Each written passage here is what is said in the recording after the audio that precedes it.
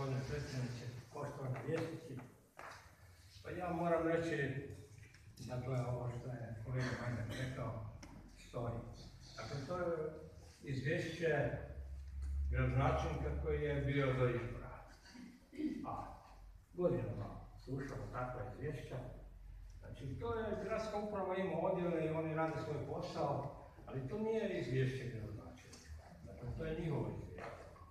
Ja sam očekivao u ovom izvješću da praktički gradonačelnik napiše ono što smo mi stalno govorili, čitavu godinu, znači jedno 8 godina se gradi brza cesta, pa sam ja očekivao od gradonačelnika da je on poduzeo aktivnosti i da u tom izvješću navede kad bude zaobilaznica napravljena i ovaj produžetak tamo.